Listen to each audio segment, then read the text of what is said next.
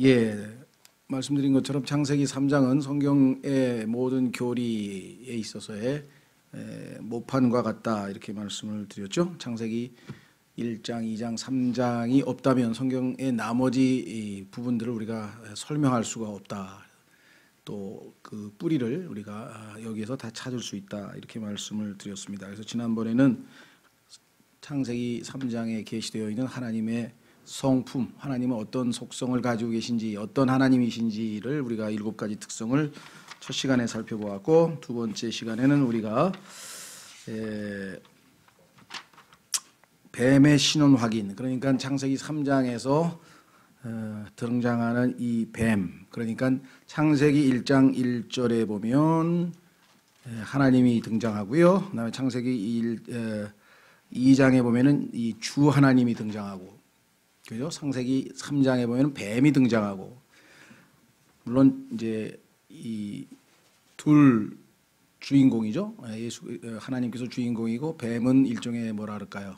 뭐 조연이라고 할 수 있고, 그다음에 인간. 그래서 이 세 인격체가 우주에서 서로의 상관관계에 따라서 벌어지는 것이 바로 이 온 우주의 역사입니다. 그래서 이 뱀의 신원 확인이라고 하는 것은 아주 중요하죠. 그런데 뱀의 신원 확인을 우리가 지난번에 할 때도 말씀드렸습니다만은 다른 어떤 성경에서도 이 뱀의 본래 이름인 루시퍼라는 이름 자체가 다른 모든 성서들에서는 사라져버렸다 이렇게 얘기를 했어요.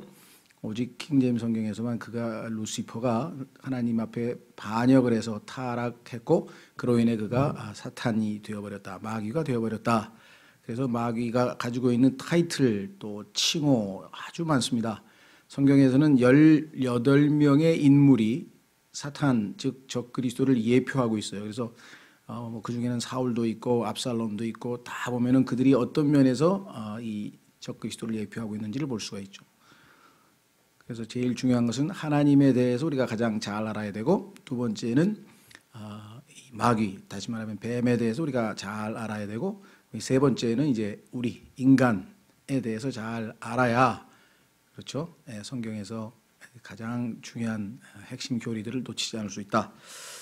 오늘 다루고자 하는 것은 두 가지인데요. 하나는 죄의 특징입니다. 우선 첫 번째, 죄의 특징. 왜냐하면 죄가 드디어 창세기 3장에서 세상 안으로 들어오게 됩니다. 그전에는 세상 밖에 있었어요. 그 무슨 소리냐? 처음에 죄가 기원한 것은 에스겔서 28장 한번 확인해 보겠습니다. 인간이 창조되기도 전에 벌써 죄가 있었습니다. 에스겔서 28장. 간극에 대해서 받아들이지 않는 분들은 이 문제를 풀 수가 없어요. 왜냐하면 창세기 3장에서 마치 처음으로 죄가 등장한 것처럼 오해를 하고 있는데 그렇지 않습니다. 죄는 세상에 창세기 3장에서 처음으로 들어왔을 뿐 이미 온 우주에 죄가 있었고 그 죄에 대한 심판은 창세기 1장 2절에서 하나님께서 어둠과 황폐함과 공허함으로 이미 심판을 했다 그랬었죠. 자, 에스겔서에 보면 죄의 기원, 어떻게 죄가 시작이 됐는지 거기에 하나님께서 뭐라고 말씀하시냐면 죄를 지었다라고 하는 인물이 하나 등장하는데 그 인물은 우리가 다시 한번 확인해 보겠습니다. 28장 찾으셨습니까? 네, 지난번에도 한번 봤었죠. 뱀의 신원을 확인할 때.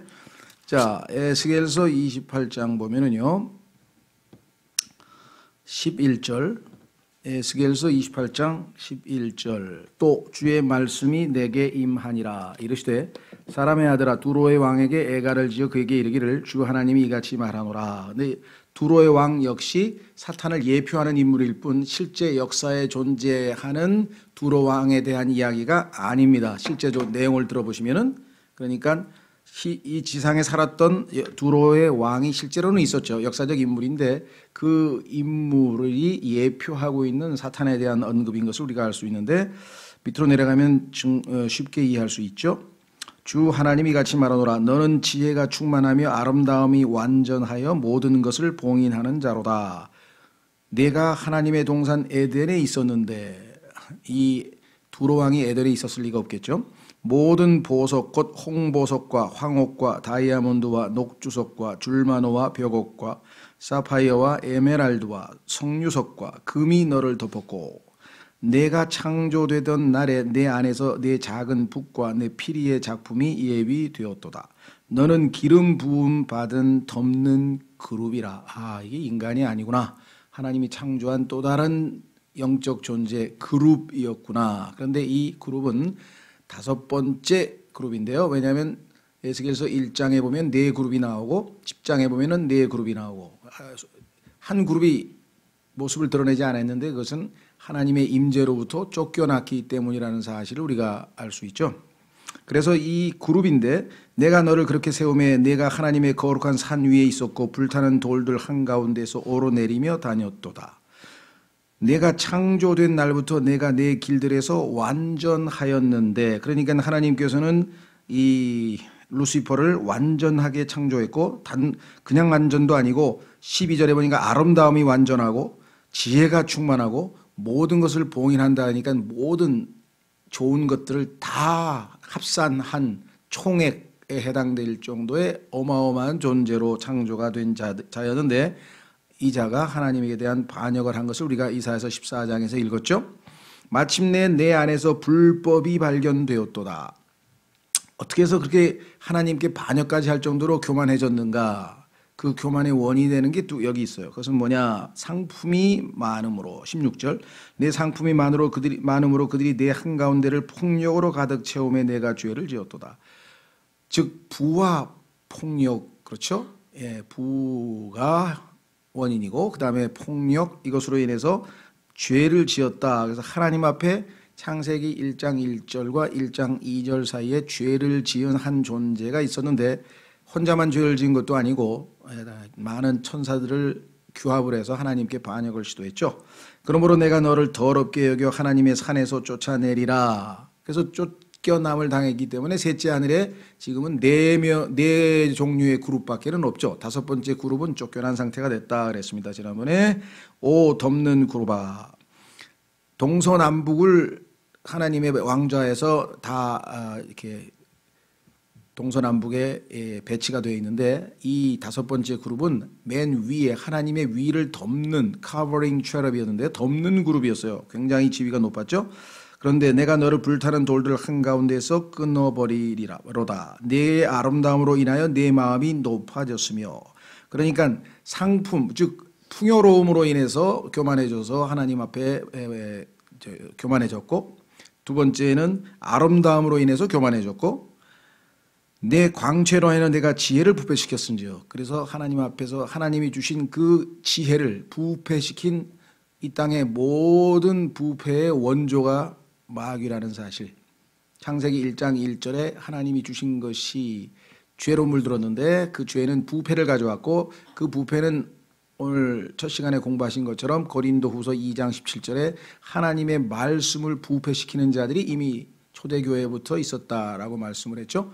그래서 지금 우리 손에 마귀는 자신의 작품, 즉 부패된 성경을 사람들에게 다 퍼뜨려 놓은 셈이 된 거예요. 마귀의 가장 근본적인 속성 가운데 하나가 부패시키는 자라는 뜻인데, 그가 지금 하나님의 말씀마저 부패시켜서 그 부패한 성경을 전 세계에 다 퍼뜨렸고, 부패되지 않은 성경을 들고 있는 사람이 소수가 되어가는 지금 시대에 우리가 살고 있다는 것을 한번 생각해 보십시오. 대한민국에 860만 자신을 그냥 뭐 구원을 받았든 안 받았든 기독교인이라고 생각하는 천주교 빼고, 천주교까지 포함하면 700만이면 1500만이 넘는 사람들이 대한민국에 있는데, 그 중에 부패되지 않은 성경을 하나님의 말씀으로 믿고 있는 사람이 몇 명이나 될까 생각해 보면 이게 보통 일이 아닙니다. 마귀의 이 교활함이라는 것은 전 세계를 완전히 다 속인 거예요. 사람들을, 학자들은 뿐만 아니라 여러분과 제가 영적으로 눈 분별력을 가지고 올바른 성경이 어떤 성경인지에 눈을 떴다는 것 자체는 거의 기적에 가까운 거예요. 사실은 보통 일이 아니죠. 자, 그래서 여기서 지금 죄를 지었다는 표현이 이미 한번 나왔죠. 16절에 죄. 그러면 지금 우리가 공부하려고 하는 이 죄는 그 죄인이 사람을 유혹해서 죄를 짓도록 만들어서 이 세상에 그렇죠. 지금 현재 창세기 1장 3절서부터가 지금 우리가 살고 있는 이 세상이에요. 그리고 그 1장 1절과 2절에 있는 세상은 옛 세상이라고 성경에 써 있어요. The world that then was 이렇게 되어 있어요. 그때 있었던 세상하고 지금 있는 세상하고 다른 세상입니다. 그러니까 창세기 1장 3절서부터는 지금 현 세상이기 때문에 히브리서 11장에 보면은 하나님께서 세상들을 지었다고 복수로 되어 있어요. 왜? 세상이 적어도 두 개죠. 그리고 예수님이 이 땅에 세우실 세상, 새로운 세상, 그것을 성경에서는 world to come, 오는 세상이라 그랬어요. 그러니까 그때 있었던 세상, 여러분과 제가 지금 현재 살고 있는 이 현 세상, 그런데 갈라디아서에서는 악한이라는 단어가 앞에 붙어 있죠. 왜? 예수님을, 의로우신 예수님을 죽인 세상이니까, 십자가에 처형한 세상이니까 이 악한 현 세상, 그게 여러분과 제가 살고 있는 이 세상, 그 다음에 오는 세상, 그거는 이제 정의와 평화가 강물처럼 흐르는 예수님이 세우시는 새로운 세상. 이해가 되시죠? 먼저 창세기 1장 1절에 있었던 마귀가 망쳐놓은 세상, 하나님이 재창조하신 세상, 그래서 세상들 복수로 되어 있는 것은 킹제임 성경 아니면 풀 수 없는 성경의 핵심 교리들입니다. 자, 그래서 로마서 5장으로 가면 죄가 세상에 들어왔다 이렇게 얘기했어요. 그것은 바로 창세기 3장에서 일어난 사건을 언급한 겁니다. 지금 우리가 바로 그 배경하에 이 교리를, 죄의 특징을 살펴보려고 합니다. 자, 로마서 5장. 6일 창조를, 창세기 1장 1절서부터 6일 창조를 믿는 사람들은 로마서 5장에 나오는 게 첫 번째 죄인 줄 알아요. 이거는 인간이 지은 첫 번째 죄고, 그 죄는 인간은 하나님께서 왜 용서하셨어요? 예수님을 보내셔서. 인간은 자발적으로 죄를 지은 게 아니고 유혹을 받아서 속아서 죄를 지었잖아요. 마귀는 자기가 스스로 자아 도취가 돼서 하나님께 반역을 일으키기 때문에 마귀에게는 구원의 기회가 없는 거예요. 그렇죠? 그러나 인간은 유혹을 받아서 죄를 지었기 때문에 하나님께서 구원받고 죄 사함 받을 수 있는 기회를 다시 제공해 주시는 것이죠. 자, 로마서 5장 12절. 그러므로 한 사람으로 말미암아 죄가 세상에 들어오고, 이 죄를 지은 사람이 바로 아담이죠. 죄로 말미암아 사망이 들어왔나니 죄의 결과는 사망이었다. 이와 같이 모든 사람이 죄를 지었으므로 사망이 모든 사람에게 임하였느니라. 자, 그러면은 이제 교재로 돌아와서 이제 살펴보겠습니다. 죄의 특징에 대해서 우리가 잘 이해를 해야 되겠죠. 왜냐하면 죄는 여러분과 제 안에 들어 있습니다. 로마서 7장에 따르면 우리 육체 안에, 우리의 몸 안에는 선한 것이 거하지 아니하는 줄을 내가 아노라. 내 안에, 곧 내 육체 안에 죄가 거하고 있느니라고 바울이 얘기를 했죠. 그래서 이 내 안에 있는 죄라고 하는 인격체와 내 안에 계신 성령님이라고 하는 인격체 중에 내가 누구에게 순종하느냐에 따라서 내가 신앙생활에서 승리하느냐 패배하느냐가 매일매일 순간순간 결정이 되어버린다. 자, 죄는 사탄의 간교함에 의해 인간에게 유입되었습니다. 그렇죠? 창세기 3장으로 갑니다. 사탄에게 하나님께서 붙여준 첫 번째 modify, 이 수식어, 사탄에게 하나님께서 붙여주신 첫 번째 특성이 뭐냐? 간교하다. 간교하다. 그래서 우리가 아차하면 속는 거예요. 하나님의 말씀을 붙들고 있지 않은 한 언제든지 속아버립니다. 창세기 3장 1절. 이제 뱀은 주 하나님께서 만드신 들의 어떤 짐승보다 더 간교하더라. 그렇죠? 그래서 결국은 속아 넘어갔고 죄를 짓게 됐습니다. 교재로 다시 돌아옵니다. 죄의 근원은 하나님께서 말씀하신 것에 의문을 제기하고 그것을 변개하고 부인해 버리는 것입니다. 죄의 열매는 우리가 눈에 보이죠. 뭐 거짓말을 했든 사기를 쳤든 무슨 짓을 했든. 그러나 그 맨 처음에 어떻게 해서 인간이 그런 짓을 하게 되느냐는 하나님의 말씀에 대한 잘못된 반응에서 나왔다. 그 기원을 창세기 3장 1절에서 5절에서 확인해 볼 수 있습니다. 계속해서 창세기 3장 1절에 보시면 그가 여자에게 이르되, 둘째 주에 간교하더라 다음 문장입니다. 그가 여자에게 이르되 참으로 하나님께서 말씀하시기를 너희는 동산의 모든 나무에서 나는 것을 먹지 말라 하시더냐. 아주 간교한 질문을 던졌죠. 뻔히 알고 있는 질문을 살짝 돌려서 이게 무슨 소리? 하면서 호기심을 탁 유발시키는 방식으로 유도했습니다. 여자가 뱀에게 이르되, 여기에서 실패했다 그랬죠? 왜 그렇습니까? 아직 하나님께서 이 하나님의 말씀을 통해서 질서를 아마 가르쳐 주시기 전이어서 아마 실패하지 않았을까 싶은데요. 당연히 어떻게 해야 됩니까? 여자가 뱀에게 이르되 하기 전에 여자가 남편에게 물어보되, 뱀이 이렇게 질문을 했는데 어떻게 답변을 해야 되겠습니까? 이렇게 얘기를 했으면은 아담이 뱀을 상대했으면 절대 속지 않았다고 성경에 써 있어요. 제가 한 얘기가 아니라. 디모데 전서에 보면 아담이 속은 것이 아니고 이브가 속았느니라. 아담은 속지 않았다고 성경에 써야 돼요. 왜? 이성적이기 때문에. 왜 간교하냐? 여자는 감성적이라는 특성을 이미 알고 있는 거예요. 그래서 말에 의해서 잘 속는다는 걸 아는 거예요. 남자는 이제 늘 또 다른 방식으로 마귀가 유혹을 하죠. 다윗도 거기에 넘어갔죠. 남자는 시각적으로 자극을 받으면 육신적으로 행동을 해버리는 특성이 있어요. 그래서 이 세상에서 마귀가 남자들 사로잡는 방법은 간단합니다.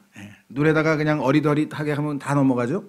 여자들은 하여간 뭐 세레나데를 부르든 하여간 부드러운 음성의 남자가 나타나면 하여간 뭔가 또 흔들리게끔 돼 있어요. 이것은 이미 인간의 생리적인 특성을 잘 알고 있는 마귀가 아담에게 말을 안 걸고, 왜? 아담은 자기하고 논리적으로 이성적으로 대하면 안 속을 것을 알았기 때문에 속을 수 있는 자. 그렇죠? 그 다음에 아담은 자동으로 넘어오게 돼 있어요. 왜? 이브가 가가지고 나 먹었어 벌써. 그럼 어떡할 거야? 그럼 같이 죽어야지 어떻게? 나도 먹어야지. 그렇게 나올 줄 알았죠. 왜? 성경에 보니까 아담의 타이틀이 honorable, 존귀한 자라 그랬어요. 자기 아내를 위해서 목숨을 내어줄 수 있을 정도의 존귀한 자란 것도 안 거예요, 마귀는. 그래서 결국은 아담은 알면서 따먹은 거죠. 같이 운명을 같이 하기 위해서. 그렇죠? 그 성경에 보면은 이 뱀은 아주 간교합니다. 뭐 죄송합니다만은 이런 말씀을 드려서 교회 안에서의 거의 무슨 문제가 터지고 하여간 교회가 깨지고 뭐 이상한 일이 벌어지면 전부 다 대부분이 다 자매들로부터 시작해요. 왜냐하면 그 자매가 잘못됐다는 게 아니라 뱀의 간교함 때문에. 그래서 항상 이걸 우리가 조심해야 된다. 그래서 지혜로운 여자들은 책임을 자기가 질 필요가 없어요. 남편에게 넘기면 되잖아요. 가서 어떻게 하면 좋으냐. 그럼 결정을 남편이 해주면 될 거 아니에요. 근데 여기는 지금 직접 바로 가버렸기 때문에 넘어갈 수밖에 없었죠. 뱀에게 이르되 우리가 동산의 나무들의 열매는 먹어도 되나. 거기다가 부주의하게 하나님께서 분명히 freely 마음대로 먹으라 그랬더니 마음대로란 단어를 싹 빼버렸어요. 2장 16절을 보겠습니다. 부주의했죠. 창세기 2장 16절에 분명하게 하나님께서 주 하나님께서 남자에게 명령하여 이르시되 동산의 모든 나무에서 나는 것은 네가 마음대로 먹어도 되나. 인간에게 자유를 주셨는데 갈라디아서 5장에도 보니까 예수 그리스도께서 너희에게 주신 자유 얼마나 우리를 존중하는지 인격체로 대해 주셔서 인간에게 책임질 수 있는 자유를 주셨는데 그 단어를 빼버렸습니다. 그런데 성경에서 가장 중요한 단어가 바로 이 자유롭다, 마음대로란 단어예요. 아까 우리가 읽었던 로마서 5장에 보면은 하나님께서 우리에게 주신 선물은 free gift, free gift, free gift. 어떤 선물이냐? 거저 주시는 선물, 거저 주시는 선물, 거저 주시는 선물. 마음대로 얻을 수 있는 선물. 그 단어가 성경에서 가장 핵심 교리예요. 하나님께서는 우리에게 free will, 의지를 우리 스스로 결정할 수 있는. 왜? 그만큼 높이 인격체로 대해 주시는 거죠. 그렇죠? 선택권을 우리에게 넘겨주셨다. 복음을 전하고 마음으로 내가 믿으면 예수님을 구원자로 내 의지로 받아들이면 나의 구원자가 되시지만 거부하면, 그렇죠? 그 거부하는 것마저도 존중하시는 분이시라는 사실 우리가 성경을 통해서 알 수가 있죠. 자, 그래서 세 번째 3절 동산의 한가운데 있는 나무의 열매에 관하여는 하나님께서 이르시되 너희는 그것을 먹지도 말고 만지지도 말라. 분명히 만지지 말라 말은 안 했죠. 예, 만지지 말라 그랬어요. 이것은 이브의 마음속에 있는 비터니스, 쓴뿌리를 캐낸 거예요. 왜 그걸 알았는가? 뱀은 하나님께서 16절에 보니까 남자에게 하나님의 명령을 전달했어요. 그러니까 이브는 같이 옆에 있었을 수도 있지만 어쩌면 간접적으로 들었을 가능성이 높겠죠. 왜? 하나님께서 남자에게 지금 지시를 내렸기 때문에. 그래서 뭔가 아마 하나님에 대한 불만이 있었던 것 같아요. 그래서 분명히 먹지 말라는 말씀만 하셨는데 만지지도 말라는 말을 했다는 얘기는 내적인 불만이 바깥으로 표출된 거죠. 예, 거기다가 너희가 죽을까 염려하노라 하셨느니라. 반드시 죽는다 그랬는데 100% 절대적으로 죽는다 그랬는데 98%, 95% 죽을지도 모른다. 이게 소위 말하면 확률, 요즘 얘기하는 그 확률의 사회죠. 뭐뭐하야 비올 확률이 뭐 60%다. 그럼 비가 온다는 거야? 안 되면 안 온다는 거야? 100% 오면 오고 안 오면 안 오고. 이건 하나님 방식이고 인간의 방식은요. 빠져나갈 구멍을 만들어요. 한 70%쯤 비가 온대. 그 안 오면 코바 30%에 해당하는 거 아니야? 안 왔잖아. 그건 맞은 거야 인간이. 그런 식으로는 안 해요 하나님께서는. 흑이면 흑이고 백이면 백이면 그렇죠? 예, 하나님은 인간의 방식과는 다릅니다. 반드시 인간은요 정, 반, 합 변증법으로 빠져나갈 구멍을 만드는데 하나님은 정이면 정이고 반이면 반이고 진리면 진리고 거짓이면 거짓이지 중간에 어설프게 틈을 내주시는 그런 방식으로 인간을 대하진 않으신다. 결국은 하나님의 말씀을 다 망가뜨렸죠. 자, 그래서 뱀이 4절 여자에게 이르되 너희가 절대로 죽지 아니하리라. 너희가 그것을 먹는 날에 너희 눈이 열리고 너희가 신들과 같이 되어 선악을 알 줄을 하나님이 아시느니라 하니라. 4절에 나와 있는 너희가 절대로 죽지 아니하리라. 여기에 대해서는 해석이 두 가지입니다. 왜냐? 여기 보시면요. 우리말로는 이제 절대로가 너희가 절대로 들어가 있는데 영어에 보면은 ye shall not surely die. 그래서 지금 not이 surely 바로 앞에 놓여 있어요. 근데 뭐 영어 공부를 하셨던 분들은 아마 기억하시겠지만 이 부정문에 있어서 부분 부정이라는 게 있어요. 부분 부정. 그것은 뭐냐면 not always 그러면 항상은 아니다 이런 뜻이에요. 항상 아니다라는 뜻이 아니고 가끔 가다가 내가 실수를 하는 그렇죠? 항상은 아니다 이렇게 해서 부분만 부정하는 표현이 있죠. not always도 있고요.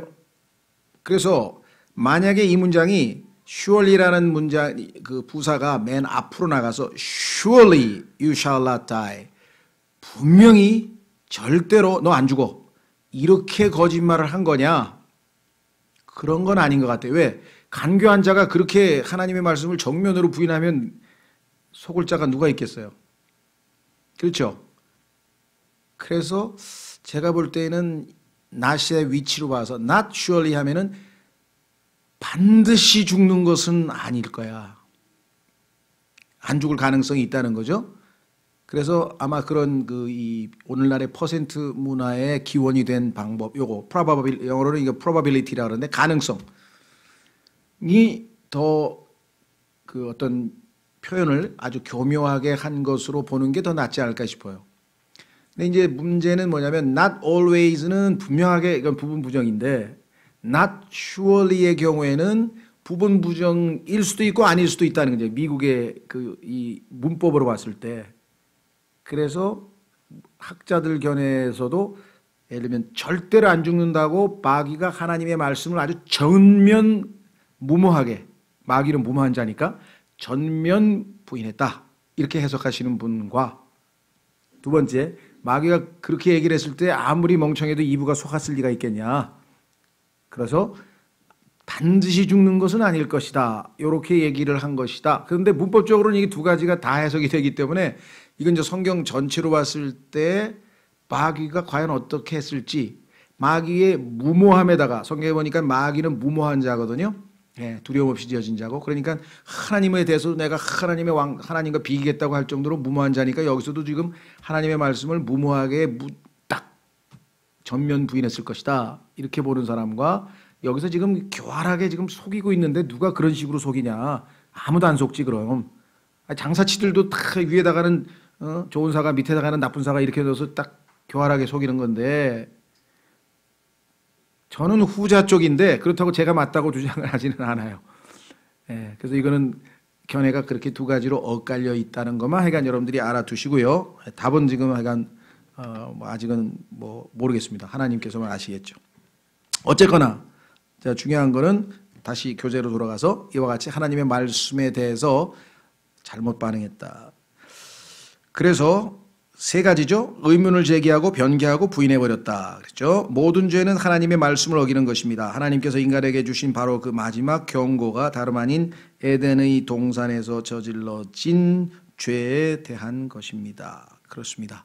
마지막에 하나님께서 하나님의 말씀에 더하고 빼지 말라고 강력하게 경고를 했는데, 오전에도 아까도 공부하셨죠? 예, 성경에는 처음에 맨 앞부분에 하나님께서 신명기에서 성경에 하나님의 말씀에 더하거나 빼지 말고, 잠언 성경의 중간 부분에서 다시 한번 경고를 하고, 또 예레미야에서도 또 경고를 하고, 계시록 성경 마지막 부분에서 경고를 하고, 하나님의 말씀에 손대는 것, 더하거나 빼는 것에 대해서 강력한 경고가 나와 있습니다. 자, 그러면 구체적으로 성경에서 죄란 무엇인가? 이제 성경 구절을 빨리빨리 찾겠습니다. 정의를 확인해 보시면 되겠습니다. 첫 번째, 죄는 모든 불의, 옳지 않은 모든 것은 다 죄다라고 성경에 써 있네요. 요한일서 5장 17절. 지금부터는 성경 구절을 쭉쭉 찾아가겠습니다. 성경에서 확인만 하시면 돼요. 성경이 말씀하시는 죄는 무엇인가? 요한일서 5장 17절에 보니까 이렇게 정의 내려져 있습니다. 모든 불의가 죄로 돼 사망에 이르지 아니하는 죄가 있느니라. 자, 모든 불의가 죄다. 그러니까 옳지 않은 모든 것이 다 죄예요. 두 번째, 불법을 범하는 것. 자, 죄송합니다. 불법이 아니고 율법입니다. 율법. 이거 고치세요. 이거 불법이라고 잘못되어 있네. 요한일서 3장 4절에 보면은 하나님께서 세우신 법이 있잖아요. 구약의 613가지의 율법. 율법을 어기면 당연히 죄죠. 세상에서도 법을 어기면 죄잖아요. 그거는 얼마든지 우리가 이해할 수 있는 법의 정의죠. 자, 요한일서 3장 4절. 누구든지 죄를 범하는 자는 율법도 범하나니 죄는 율법을 범하는 것이니라. 두 번째 데피니션, 정의. 자, 문제는 율법은 유대인에게 주셨는데 그러면 이방인은 어떻게 되는가? 이방인은 로마서 2장에 마음에 기록된 율법이 있다 그랬어요. 이것을 양심이라고 그랬습니다. 그러니까 유대인이 아닌 사람들은 양심이 곧 율법 역할을 하는 거니까 양심을 어기었다. 그러면 그건 하나님 앞에 죄를 지은 거죠. 양심대로 살지 못했으면. 그러면 아마 이 세상에 있는 모든 인간은 당연히 다 죄인이겠죠. 하나님께서 그래서 모든 사람이 죄를 범하였으므로 하나님의 영광에 이르지 못한다고 얘기를 하는 이유는 유대인들은 율법을 613가지 중에서 평생에 한 가지 이상은 다 범했고, 또 이방인들은 양심에 단 한 번이라도 거리끼는 짓을 했죠. 한 번이 뭐야? 뭐 상상을 못할 정도로 많겠죠. 어쨌거나 두 가지 정의를 내렸고요. 세 번째, 알고서 행하지 않는 것. 자, 야고보서 4장 17절. 이 구절에 따르면은요, 알면서 선을 행할 줄 알면서 안 하면 그 사람에게는 그게 죄가 돼요. 그런데 그걸 모르는 사람에게는 죄가 안 돼. 자, 확인해 보겠습니다. 야고보서 4장 17절. 그러므로 야고보서 4장 17절. 그러므로 선을 행할 줄 알고도 행하지 아니하는 자에게는 곧 그에게는 그것이 죄가 되느니라. 그러니까 사람이 성경 지식을 많이 아는 것이 마냥 좋은 것은 아니에요. 왜? 성경에도 보면 예수님께서 많이 주면 많이 그 사람에게 요구하시겠다고 한 것처럼 성경을 많이 배웠으니까 아는 만큼 행해야 되는데 알면서 행하지 않으면 그 사람에게는 죄야. 모르는 사람에게는 죄가 아닌데 알아가는 만큼 책임이 뒤따른다는 걸 여러분들이 기억하셔야 돼요. 네, 성장한 사람에게는 주님께서 당연히 많은 것을 요구하시죠. 뭐 인지상정 아닙니까? 어린애에게 부모님이 요구하시는 것과 다 큰 성인이 된 자녀에게 요구하는 것과는 당연히 차이가 있겠죠. 네 번째, 믿음 이외에 다른 동기로 행하는 것. 믿음으로 행하지 아니하면 죄입니다. 얼마나 우리가 죄를 자주 지을까요? 로마서 14장 23절. 세상적인 판단으로 내리는 그런 죄의 개념 말고 성경이 말씀하시는 죄의 개념 중에는 믿음으로 행하지 아니하는 것을 죄라 그랬습니다. 로마서 14장 23절. 의심으로 먹는 자는 정죄를 받나니 이는 그가 믿음을 따라 먹지 아니하기 때문이라. 무엇이든지 믿음에서 나지 않은 것은 죄니라. 믿음을 따라 먹지 않은 가장 유명한 사람이 누굽니까? 성경에서 이삭이죠. 이삭. 그렇죠? 야곱이 요리해 온 것은 에서가 밖에 나가서 들에서 요리해 온 사슴고기인 줄 알고 의심하면서 이렇게 빨리 잡아올 리가 없을 텐데 하면서 믿음 없이 먹었죠. 그렇죠? 대표적인 사람. 그 다음에 다섯 번째 정의, 교만과 악한 일들. 잠언 21장 4절. 성경에서 하나님께서는 아주 분명하게 교만이 죄라. 잠언 21장 4절.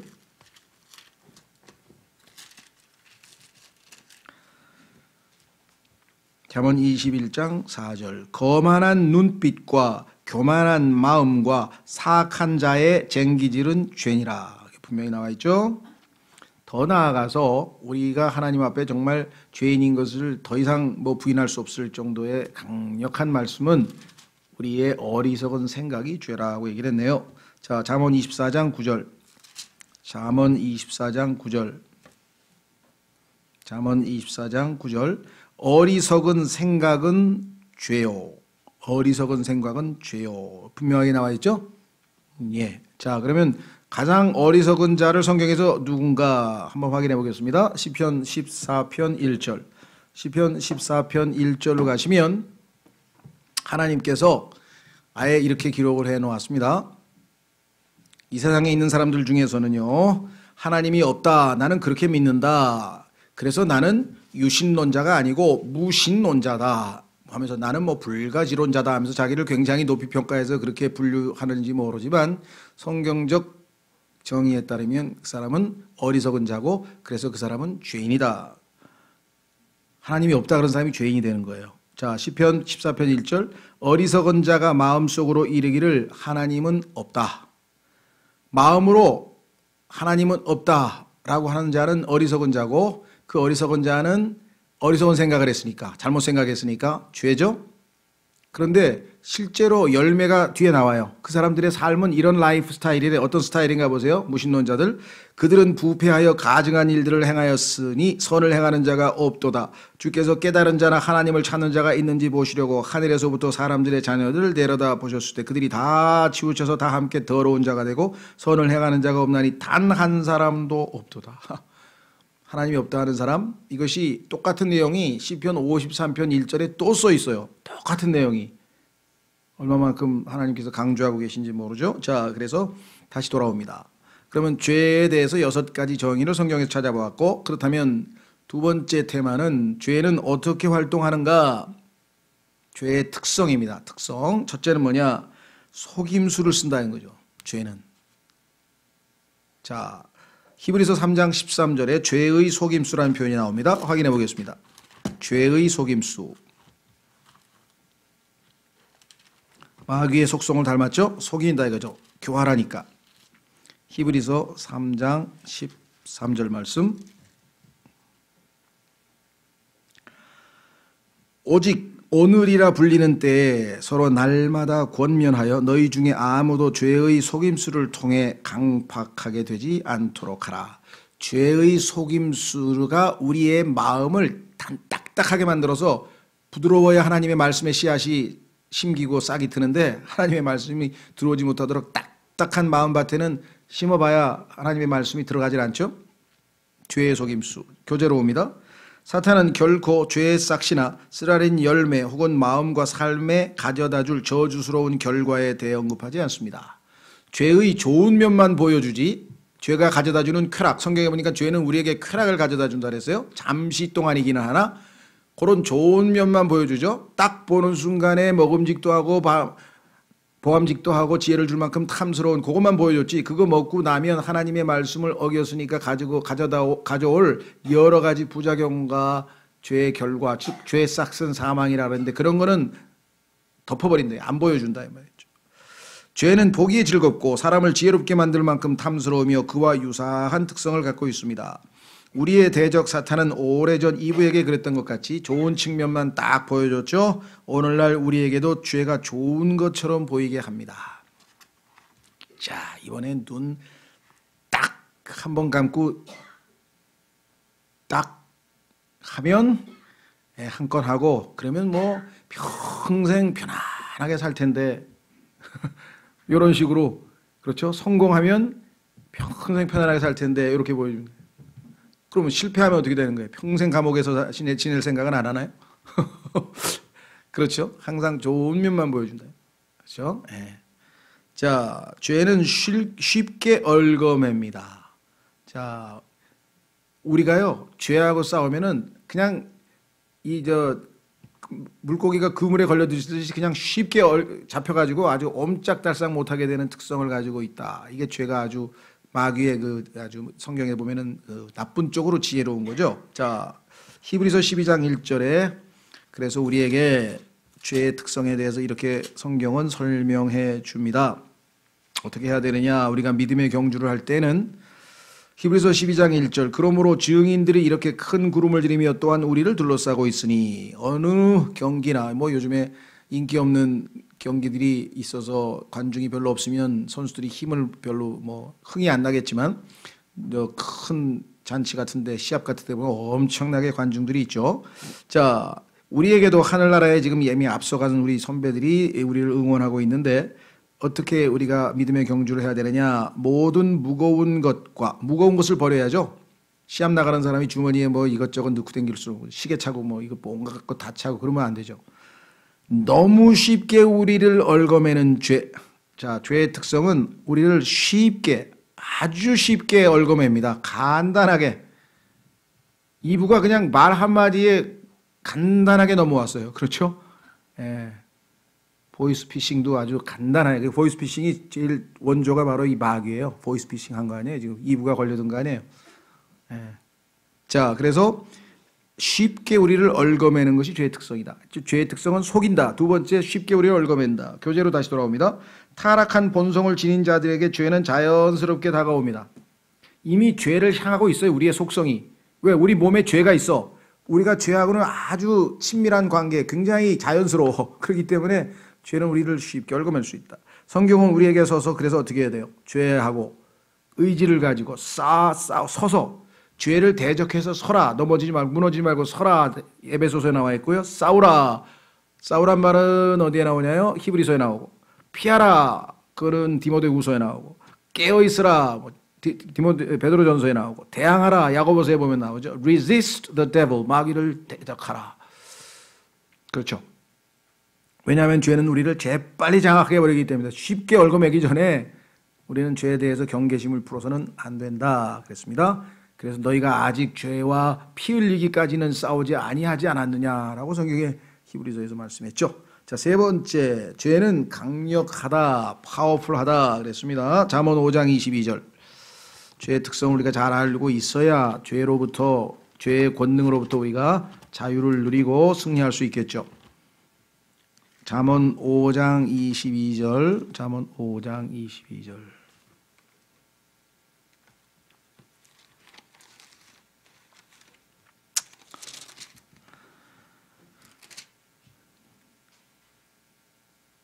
사악한 자는 스스로 자기 불법들에 걸리며 자기 죄들의 줄에 매이리니. 자기 죄들의 줄에 매이리니.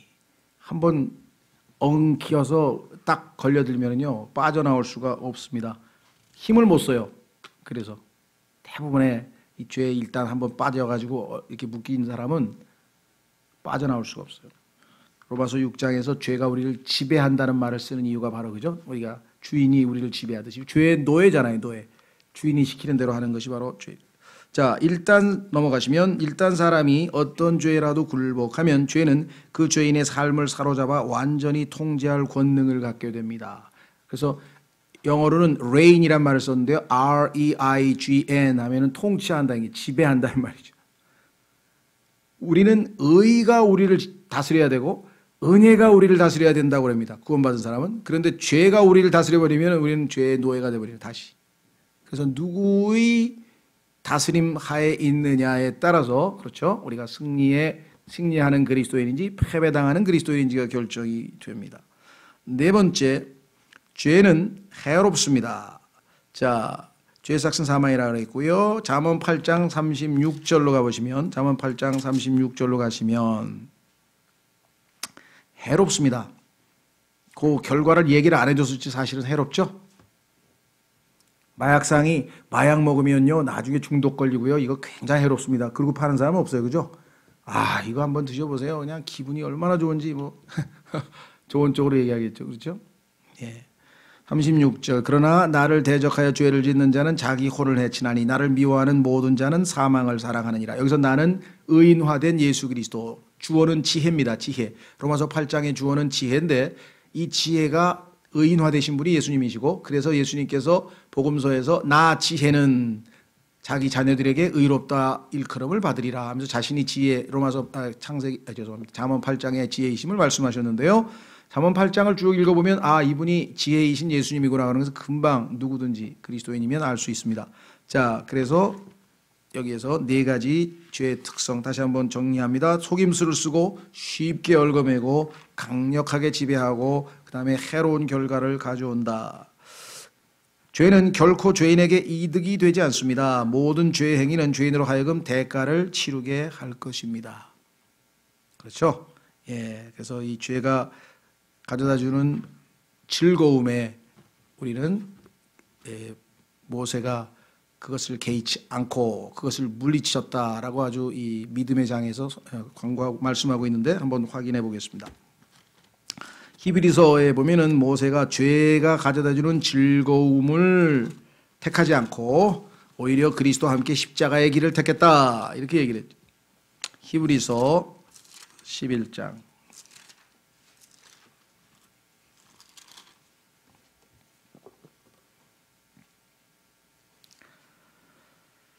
찾으셨습니까? 예. 24절 믿음으로 모세는, 히브리서 11장은 우리의 앞선 믿음의 선진들이 어떻게 믿음으로 살았는지에 대한 아주 실질적인 간증이죠.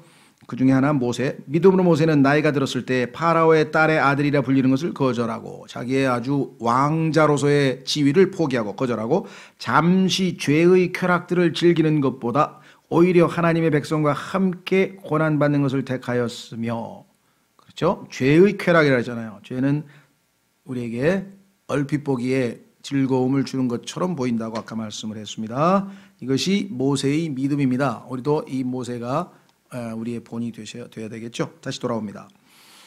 자, 다음 과로 넘어가기 전에 주의 그랬습니다. 주의. 마귀의 정죄는 창조주에게서 받은 것보다 더 높은 지위를 원했던 것, 즉 교만이었습니다. 최초의 죄가 뭐냐? 교만이었어요. 교만에 앞서서 시기였다고 하는 분도 있는데 두 가지가 동전의 앞뒷면입니다.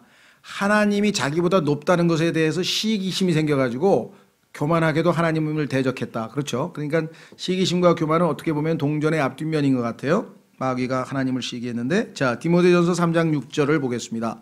여기에 마귀의 정죄라고 하는 표현이 나오는데 이건 오해하시면 안 돼요. 마귀가 우리를 정죄하는 게 아니고 하나님께서 마귀를 정죄했는데 그 정죄의 이유가 뭐냐? 그게 교만이었다라는 거죠. 그래서 모든 죄의 근본 뿌리는 이 마귀의 정죄로부터 나온 겁니다. 하나님께서 정죄하시는 그 가장 근본 이유는 교만이었잖아요. 그러니까 자, 디모데전서 3장 6절. 디모데전서 3장 6절. 하나님께서 교회의 감독을 선출할 때 초신자를 시키지 말라. 왜? 6절. 초신자는 아니 되나니 이것은 그가 교만으로 높아져서 마귀의 정죄에 빠지지 아니하게 하려 함이라. 마귀의 정죄는 교만이라 그랬죠. 그래서 하나님께서 심판했죠. 자, 마귀에 대해서 한 구절만 더 찾습니다. 욥기 41장. 욥기 41장으로 가면 리워야단이라고 하는 마귀의 이름이 나오는데 그 리워야단, 즉 마귀의 특성이 거기에 41절에 걸쳐서 아주 자세하게 설명되어 있는데 그 맨 마지막에 그의 가장 결정적인 타이틀이 나와요. 마귀의 타이틀이 상당히 많은데요. 예, 그 중에서 욥기 41장의 맨 끝부분에 보면 마귀에 대해서 성경은 뭐라고 말씀하시는가 한번 보십시오. 욥기 41장 34절 맨 끝 구절입니다. 욥기 41장 34절. 마귀 리워야단 그는 모든 높은 것을 바라보는 자요 모든 교만한 자녀들을 다스리는 왕이니라. 그렇죠? 하나님에게도 도전장을 던졌던 무모한 자가 바로 이 자입니다. 그래서 다시 교재로 돌아오시면, 그래서 더 높은 지위를 원했던 교만이었습니다. 그리고 에덴의 동산에서 여자가 마음이 끌린 것은 바로 이 길을 따르는 것이었습니다. 이 마귀가 가지고 있었던 그 교만한 성품에 끌린 거죠. 하나님 앞에서의 겸손은 우리로 하나님께서 주신 지위를 받아들이도록 해줍니다. 창조주로부터 벗어나 전진해보려는 피조물의 모든 의도는 죄입니다. 주님의 말씀에 순종하는 것 이외에 자기가 나서서 뭔가를 했다. 이것은 다 교만으로부터 오는 것이다 라고 성경에 말씀했죠. 자, 그래서 이제 한 구절 찾고 둘째 과로 넘어갑니다. 그 다음 과로. 자, 베드로전서로 가겠습니다. 베드로전서로 가면 과거에 이 구절이 참 생각이 자주 나는데요. 왜냐하면 하나님의 일꾼들, 하나님의 말씀의 사역자들 중에는 하나님께서 특별하게 은사를 좀 이렇게 주셔서 아주 유능하게 하나님 말씀을 잘 가르치고 또 설득력 있게 다 설명도 잘하고 그런 분들이 더러 있습니다. 근데 그런 분들이 자기의 재능과 또 옆에서들 뭐 부추기면서 뭐 잘 가르치신다든가 뭐 훌륭하다든가 자꾸만 이렇게 말을 하면 거기에 말려 들어가서 교만하게 돼버려요. 그러면 마귀는 자기의 뜻을 성취한 거예요. 그렇죠? 예. 그래서 여기 하나님께서 이렇게 말씀하셨죠. 베드로전서 5장 6절 그러므로 하나님의 강한 손 밑에서 스스로 겸손하라. 그리하면 정하신 때에 그분께서 너희를 높이시리라.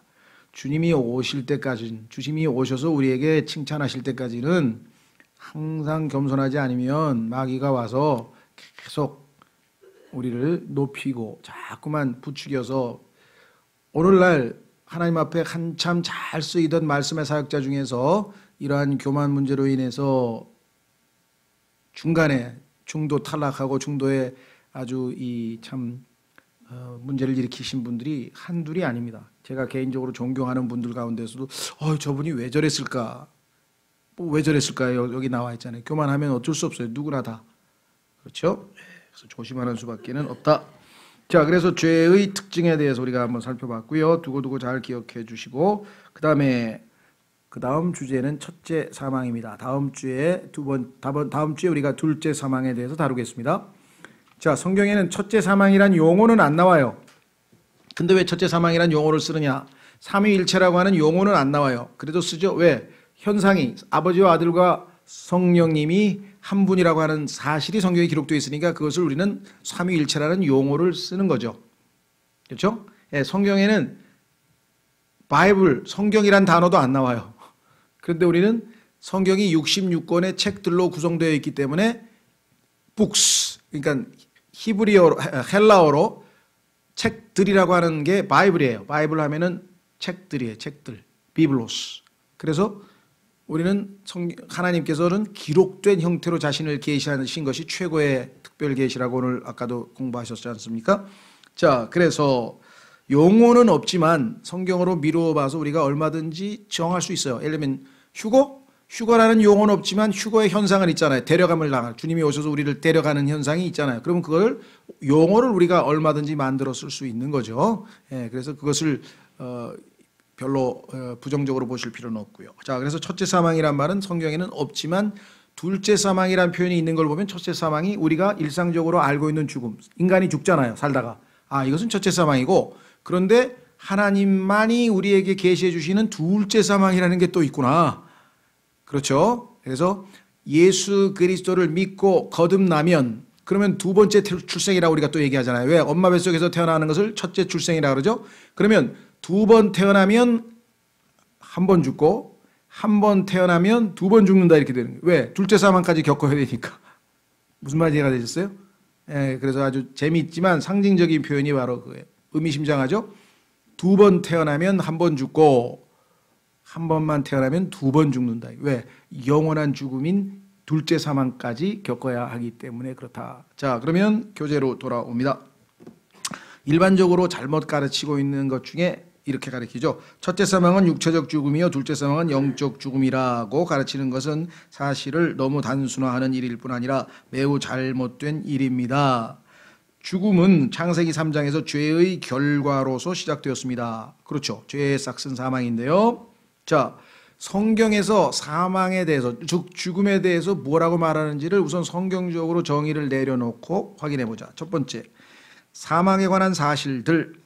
자, 죽음에 대해서 성경은 무슨 말씀을 하고 있는가? 첫째, 죄에 대한 대가라 그랬어요. 죄의 결과, 죄의 싹, the wages of sin. 로마서 6장 23절 한번 확인해 보겠습니다. 로마서 6장 23절에 죄의 삭은 사망이라. 그러니까 우리가 모든 인간이 죽는 원인을 알게 됐죠. 얼마나 감사해요. 그렇죠? 여러분들 예수님 믿기 전에 궁금하지 않았어요? 우리같이 평범한 사람은 안 궁금했겠죠. 똑똑한 사람 누구? 시타르타. 이 부처 같은 사람은 가만히 있어봐. 왜 인간이 살라고 태어났는데 병들다가 늙다가 죽지? 생로병사가 왜 있지? 그래가지고 그 궁궐을 떠나가지고 그거 묵상하러 평생을 보낸 거 아니에요. 얼마나 어리석어요. 우리는 성경을 보니까 죄의 삭은 사망이요. 금방 알았는데 그렇죠. 인간이 죄를 지어서 죄에 대한 결과로 죽는 것이구나. 그러면 인간이 안 죽으려면, 영생을 얻으려면 죄 문제를 해결해야 되는 수밖에 없겠구나. 그런데 부처는 어떻게 했어요? 아무리 생각해도 답이 안 나와. 그래서 어떻게? 할 수 없다. 인간에게 고통이라도 없애주자. 고통. 죄의 결과가 고통인데 죄를 없애야 원인을 제거해야 되는데 원인을 모르니까, 죄가 원인인지를 모르니까 결과부터 없애기로 했어요. 그래서 어떻게? 고통을 없애려고 그랬더니 왜 인간이 고통스러우니까 집착을 한다. 집착. 그래서 무아지경, 집착, 모든 소유를 무소유, 버리자. 뭐 이래서 득도하면 결국은 완전히 비워서 자신을. 근데 비워지나요, 그게? 왜? 자기 안에 죄가 들어가 있는데, 우리 몸 안에. 그렇죠. 그러니까 불교는 사실은 포장은 그럴싸하고 굉장히 어필하는데 지식층에게 아주 무지몽매한 거예요. 왜? 원인, 진단을 잘못 내린 거야. 인간의 근본적인 문제는 고통이 아니에요. 죄지. 그런데 그 고통이라고 진단을 내려놓고 고통 문제를 해결하겠다고 하니까 겉보기에는 어필되죠. 왜? 사람들이 제일 싫어하는 게 뭐예요? 아픈 거잖아. 육체적으로 아프든 정신적으로 아프든 마음이 아프든 뭐가 아프든 간에 그걸 싫어해. 사람들은 고통을 싫어해. 페인, 통증을 싫어해. 오죽하면 통증 클리닉까지 있어요. 통증 없애준다 그러면 전부 다 가잖아요. 그렇죠. 저도 뭐 여기만 조금만 아파도 막 파스 붙이고 뭐 침 맞고 그냥 어떻게 이제 안 아파보려고 발버둥 치는 게 인간 아니겠어요? 그러니까 고통이 원인이다. 고통이 인간의 근본적인 문제다. 그러니까 와 막 대단하다 그랬는데 성경은 아니다 이게. 그건 결과일 뿐이다 이게. 그럼 뭐야? 죄다 이게. 죄. 그렇죠? 그래서 예수님은 이 죄값을 우리를 대신해서 갚고 죄로부터 우리를 해방시키기 위해서 십자가에서 달리신 것이다 그랬습니다. 자, 그래서 로마서 6장 23절. 정말 성경을 배웠다는 것은 우리에게는 너무나 큰 축복이에요. 왜? 아직도 사람들은 자기들이 왜 죽는지를 모르고 살아요. 죽음의 원인을 모르고 산다니까 세상 사람들은. 알려줘도 안 믿으려고 그래. 죄의 삭은 사망이라도 그거 받아들입니까? 안 받아들여요. 뭐 의학적으로 규명하려고 그러고 무슨 여러 가지 방식으로 규명을 하려고 그러는데 아니에요. 성경은 정확합니다. 죄의 삭은 사망이야. 죄가 해결되지 않으면 절대로 죽음의 속박에서 벗어날 수 없다. 이 하나님의 법칙이 엄연히 서 있는 거죠. 자, 두 번째 읽었나요?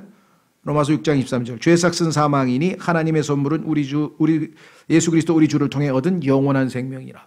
그래서 우리는 죄의 삭을 우리가 지불해야 되는데 예수님이 대신 지불해버렸기 때문에 선물로 영원한 생명을 받아버렸잖아요. 얼마나 감사합니까? 자, 두 번째. 사탄은 허락을 받을 경우 사망을 집행할 권능을 갖고 있다. 하나님께서는요, 사망이라고 하는 이 좀 무시무시하잖아요. 그리고 좀 끔찍하고 이런 것을 직접 행하시지 않으세요. 속된 말로 꼬붕을 둬가지고 꼬붕에게 네가 알아서 해라. 그래서 하나님께서 직접 사망을 집행하는 게 아니라 destroyer, 파괴자, 적절한, 그렇죠? 일꾼을 하나 되어서 이리 와봐. 네가 이런 걸 좋아하는 자니까 네가 이 일을 담당하라. 이렇게 해서 지금 마귀에게 사망의 권능이 주어져 있어요. 그렇죠? 네. 자, 확인해 보겠습니다. 히브리서 2장 14절. 마귀가 하나님의 허락을 받아서 사람을 죽이는 거예요. 출애굽할 때도 디스트로이어, 파괴자가 와가지고 짐승서부터 시작해가지고 이 누굽니까? 그 파라오의 첫째 아들까지 싹 죽였잖아요. 그렇죠? 자, 히브리서 2장 14절 말씀. 그런즉 자녀들은 살과 피에 참여한 자들이므로 그분도 마찬가지로 같은 것의 일부를 취하셨으니 이것은 그분께서 죽음을 통해 죽음의 권능을 가진 자 곧 마귀를 멸하시고. 자, 죽음의 권능을 가진 자가 마귀인데 그 권능을 행사할 때에는 항상 하나님의 허락이 필요해요.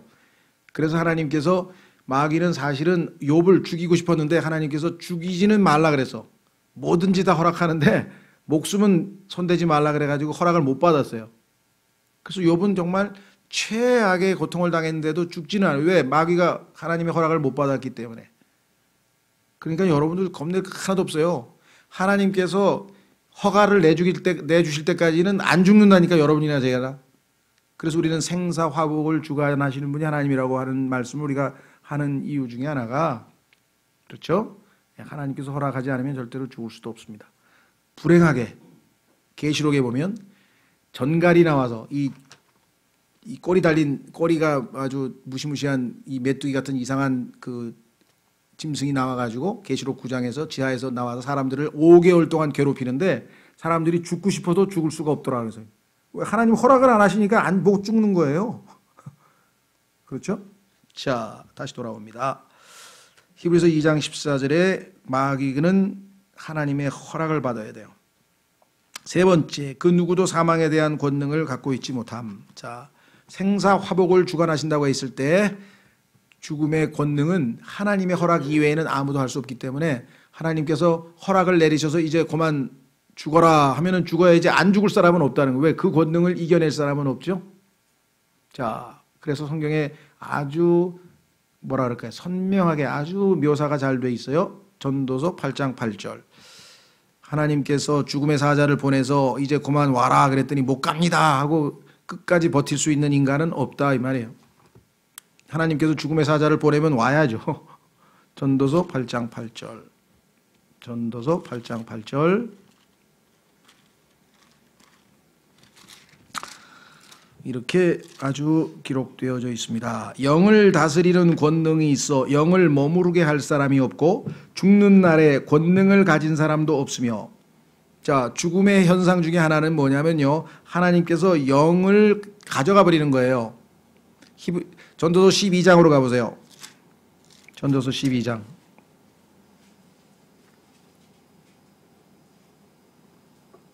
7절. 그때에 흙은 전에 있던 대로 땅으로 돌아가며, 인간의 육체죠. 영은 그것을 주신 하나님께로 돌아가리로다. 그렇죠? 자, 그러면 다시 전도서 8장으로 옵니다.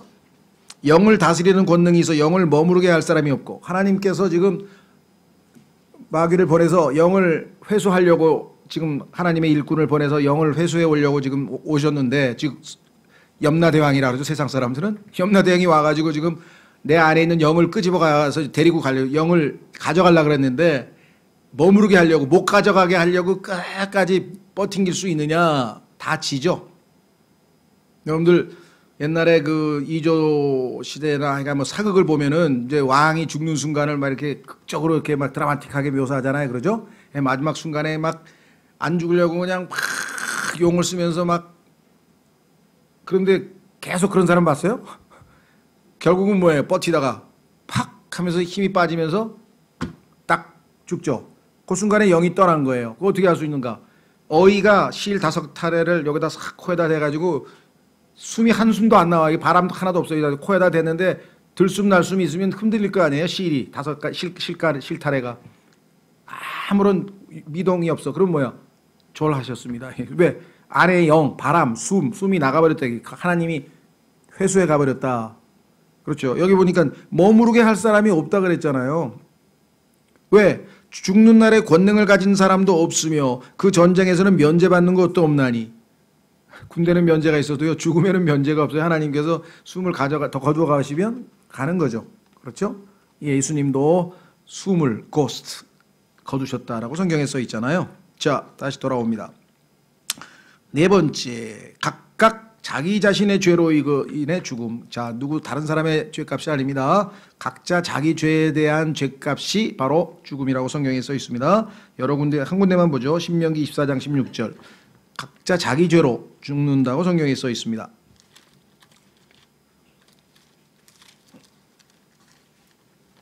예수님만 자기 죄가 없었기 때문에 남의 죄를 위해서 죽을 수가 있으신 거죠.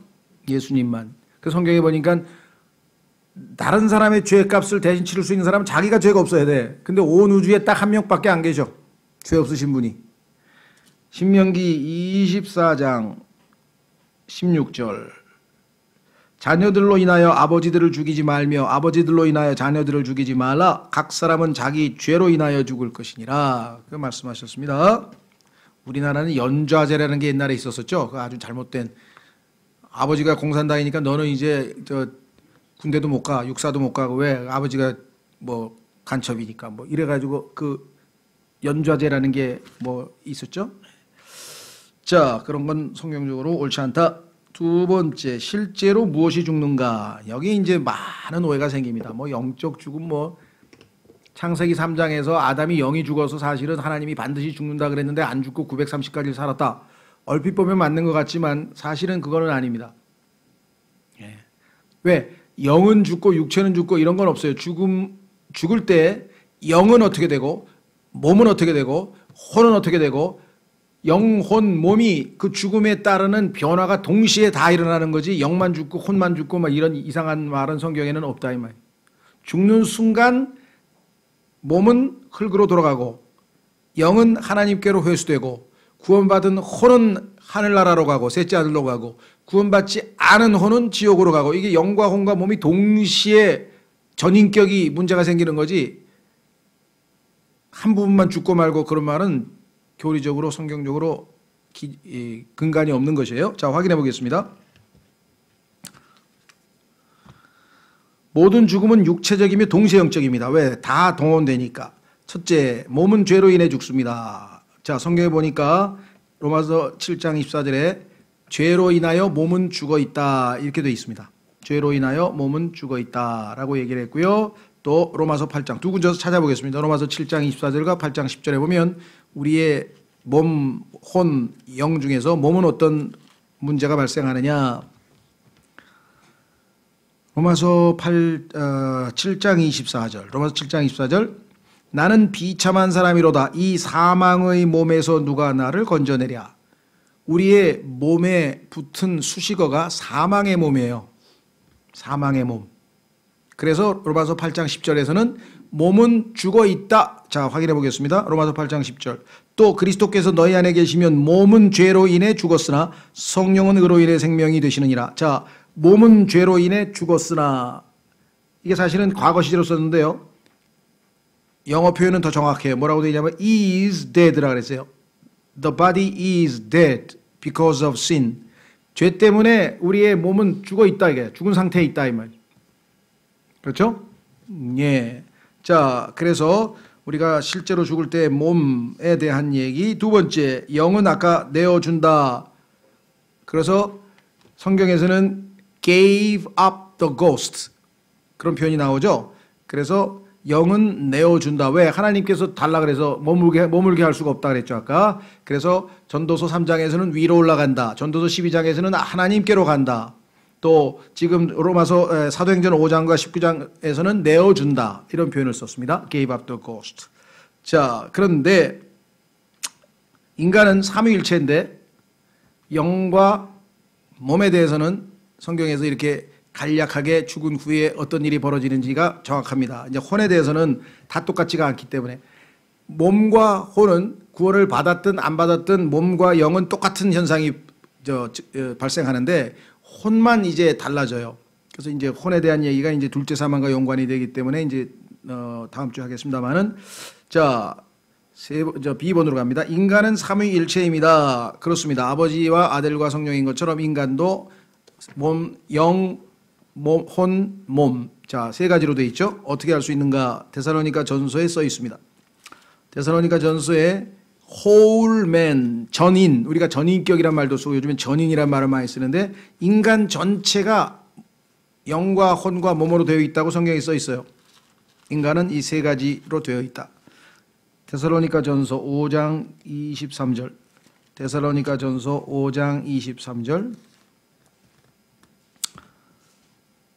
평강의 바로 그 하나님께서 너희를 온전하게 거룩히 구별하시기를 원하노라. 내가 하나님께 기도하여 너희의 온 영과 혼과 몸을 우리 주 예수 그리스도께서 오실 때까지 흠없이 보존해 주시기를 원하노라. 여기 보면은 영과 혼과 몸, 속사람 순서부터 나와 있는데요. 자, 여기에 보면 뭐라고 되어 있냐면은요. whole이라고 하는 온이란 말이 있죠. 온.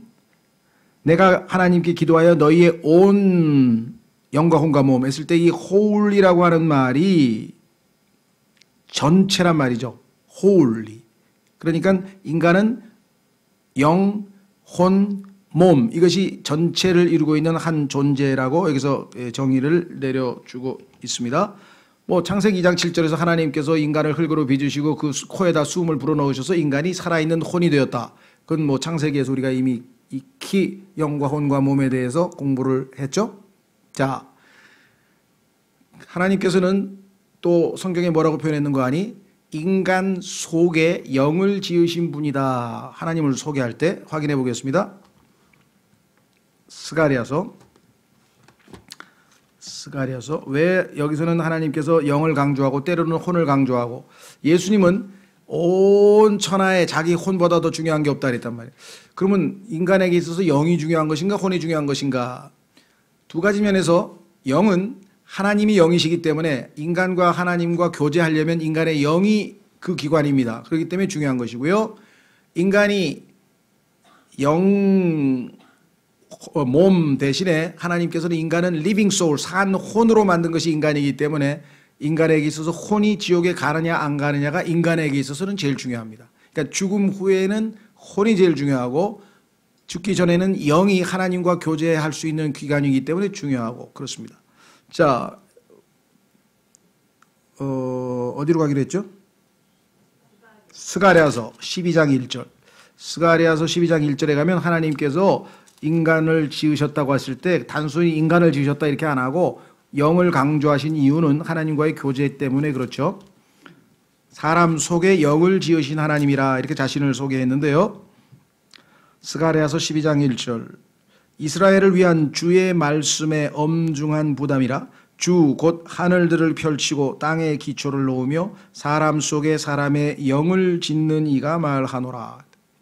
자, 우리는 하늘들 하나님이 창조하셨는데요. 목적은 뭐냐? 하늘에 있는 모든 것들은 땅을 위한 것입니다. 땅의 필요를 채우기 위해서 땅. 그 다음에 땅은 사람을 위해서 존재합니다. 인간은 땅에서 나오는 모든 것으로 필요를 채웁니다. 옷도 만들고 뭐 기름도 땅에서 끄집어내고 하여간 땅이 하나님의 인간에 주시는 모든 물질적인 필요와 축복의 근원이 된 게 땅이죠. 그러니까 하늘, 땅. 그러면 사람은 누구를 위해서 존재하냐? 하늘은 땅을 위해서 존재하고 땅은 사람을 위해서 존재하고 사람은 누구를 위해서 존재하는가? 당연히 하나님의 기쁨을 위해서 존재한다고 요한계시록 4장 11절에서 있죠. 그분의 기쁨을 위해서 존재한다는 거예요. 인간은. 그런데 그 대상이신 하나님이 영이시다 이 말. 그렇기 때문에 하나님께서는 인간 안에 영을 지으셔서 하나님과 교제가 가능하도록 그렇게 만드셨는데 문제는 어디에 있었습니까? 창세기 3장에서 죄를 지어서 그 영이 고장이 나버려가지고 하나님과의 교제가 끊겼고 급기야는 창세기 6장 3절에서는 하나님께서 보니 인간 너도 육체가 되어버렸구나. 그래서 내 영이 항상 너와 다투지는 아니하리라 하고 하나님께서 물러서시고 홍수 심판을 내리실 수밖에 없는 상황까지 왔다. 자, 다시 돌아옵니다. B번. 인간은 삼위일체입니다. 바로 이것이 인간이 하나님의 형상대로 만들어졌음을 의미합니다. 하나님께서는 아버지와 아들과 이 성령인 것처럼 하나님께서는 키가 작거나 키 크신 것과 상관없으시며 이것이 하나님의 형상과 상관없다. 하나님의 형상은 더 딴 얘기다. 머리털이 금발이나 갈색인 것과도 무관하시며 흑인이나 황인종인 것과도 상관없으십니다.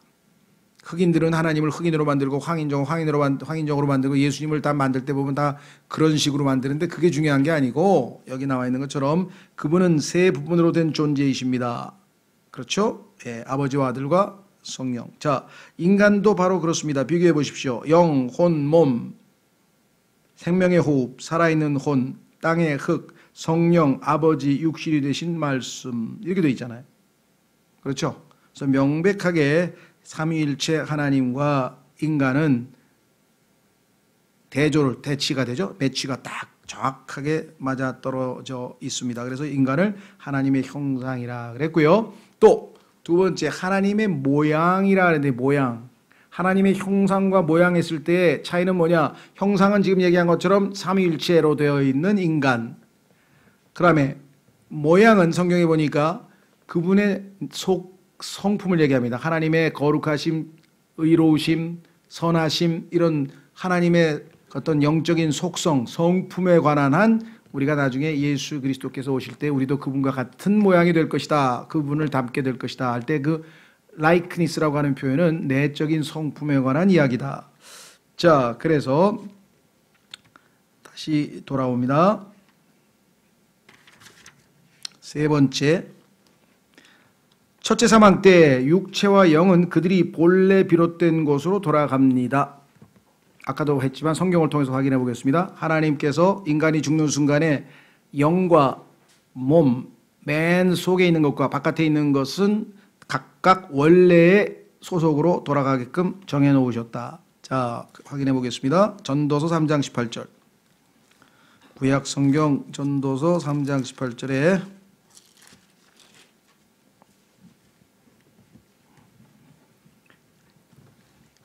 내가 내 마음속으로 사람들의 아들들의 상태에 대하여 이르기를 하나님께서 그들을 드러내시리니 이것은 자기들이 짐승임을 그들이 보게 하려 하심이라 하였노라. 왜 인간은 짐승이냐? 어떤 면에서 그러냐?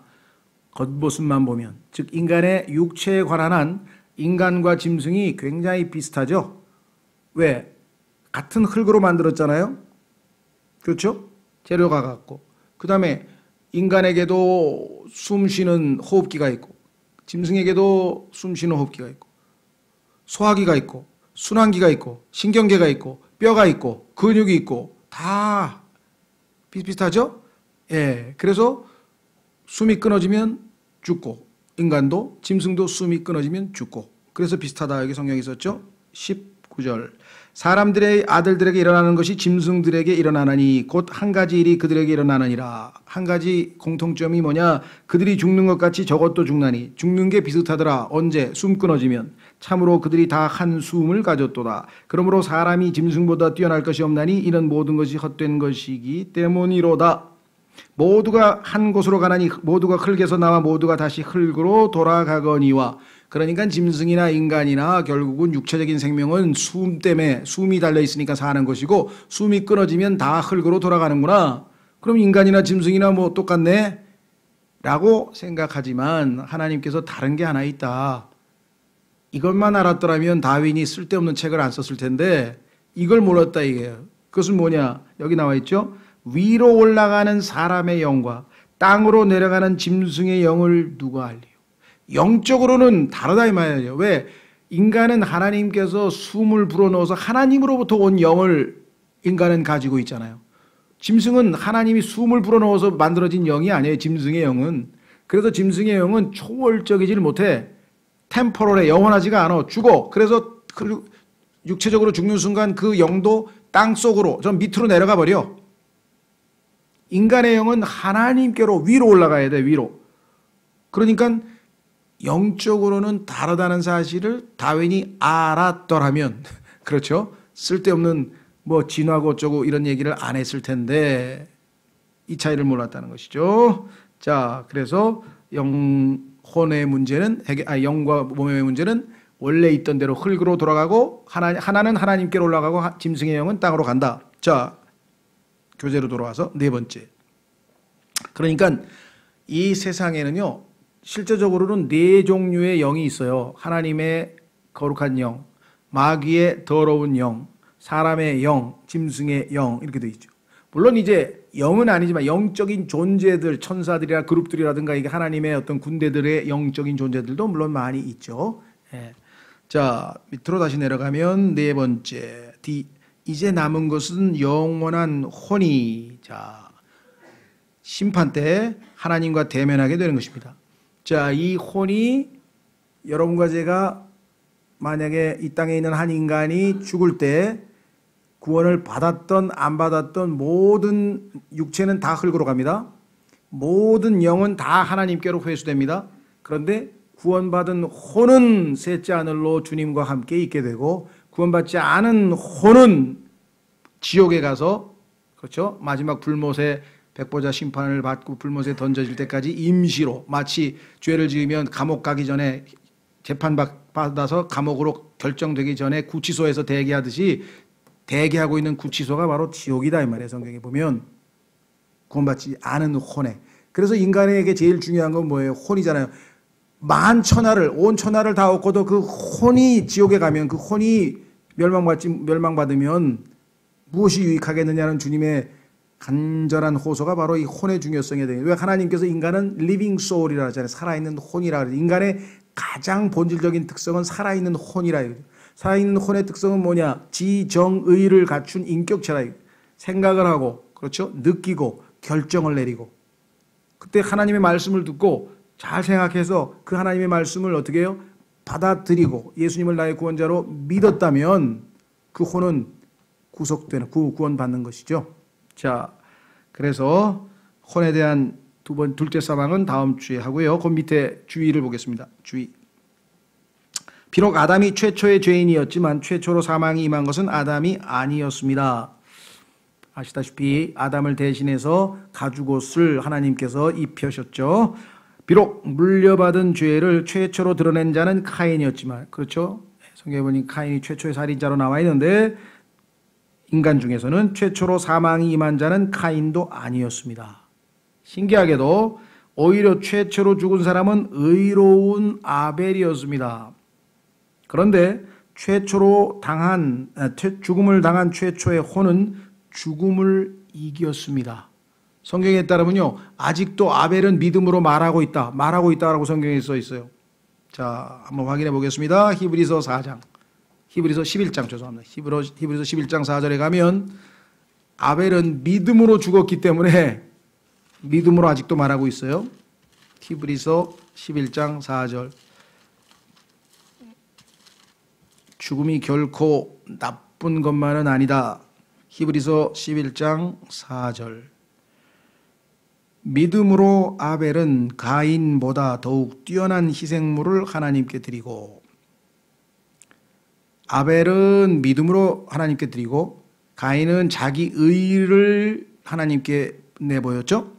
그것으로 말미암아 자기가 의롭다는 증거를 얻었으니, 그래서 하나님 앞에 믿음으로 의롭다함을 얻었습니다. 우리처럼 방법이 같죠. 하나님께서 그의 예물들에 대하여 증언하시느니라. 그가 죽었으나 믿음으로 여전히 말하고 있느니라. 죽음을 이겨낸 모습이죠. 죽었지만 여전히 믿음으로 말하고 있느니라. 자, 그래서 다시 교재로 돌아옵니다. 왜냐하면 이 땅에서 떠나간 최초의 혼은 아벨은 믿음으로 죽었던 것입니다. 이처럼 죽음은 꼭 불쾌함을 가져다 주는 것만은 아닙니다. 하나님께서 사랑하시는 자는 최초로 죽임을 당한 반면 아벨, 살인자는 가인은 살아 있었지만 심판을 받았기 때문입니다. 그렇다면 죽음이라고 하는 것이 그렇게 부정적인 것만은 아니다 그랬죠. 특히 여러분과 저 그리스도인에게는요, 죽음을 손실이 아니라 이득이라고, 손해가 아니고 이익이라고 성경에다 써놨습니다. 빌립보서 1장 21절 확인해 보겠습니다. 빌립보서 1장 21절. 여러분도 그렇게 솔직하게 한번 스스로에게 물어보세요. 내가 죽는 게 이익일까? 살아있는 게 이익일까? 여러분이.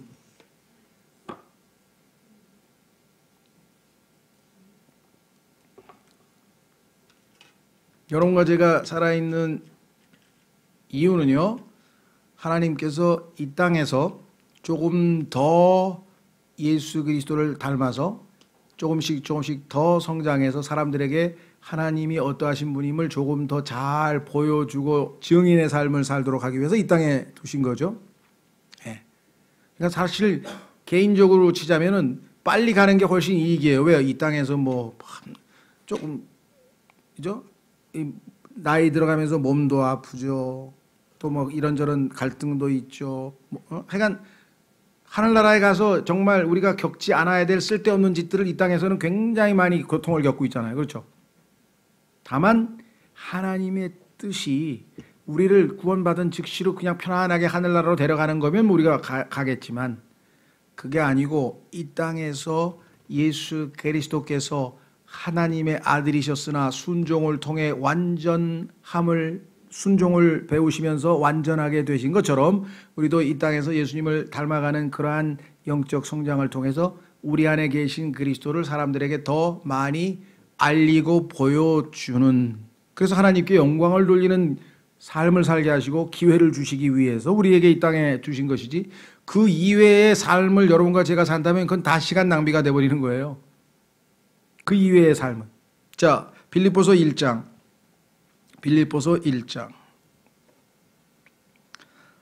19절 마지막 구절입니다. 너희의 기도와 예수 그리스도의 영께서 공급해 주심을 통해 이것이 나의 구원으로 바뀔 줄 내가 알므로. 이때 구원은요, 조심하십시오. 아니, 바울은 벌써 구원받았는데 뭔 또 구원? 여기서의 구원은 당연히 감옥에서 나오는 얘기예요. 그러니까 성경에서 구원이라는 용어는요, 감옥에서 나오는 것도 구원이고요, 또 마귀의 미혹으로부터 벗어나는 것도 구원이니까, 구원은 항상 뭘 염두에 두라 그랬습니까?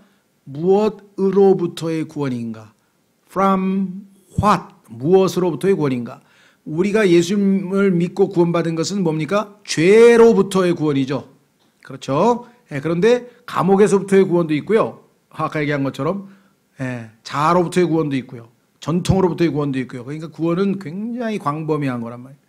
자, 20절 나의 간절한 기대와 소망에 따라 내가 아무 일에든지 부끄러워하지 아니하고 항상 그러하였듯이 지금도 온전히 담대하여 살든지 죽든지 내 몸에서 그리스도를 높이고자 하나니. 나의 삶의 유일한 목적은 내 몸 안에서 내가 사는 그 가운데 그리스도를 드높이는 것이 내 삶의 유일한 목적이다. 그래서 21절 내게는 사는 것이 그리스도시요. 내가 사는 게 아니고 그리스도께서 내 안에 사시는 거야. 그래서 그리스도께서 영광 받으시고 그리스도께서 사시는 것이 주인이야. 내 삶의 주인, 내 생명의 주인. 반면에 뒷부분에 죽는 것이 이득이니라.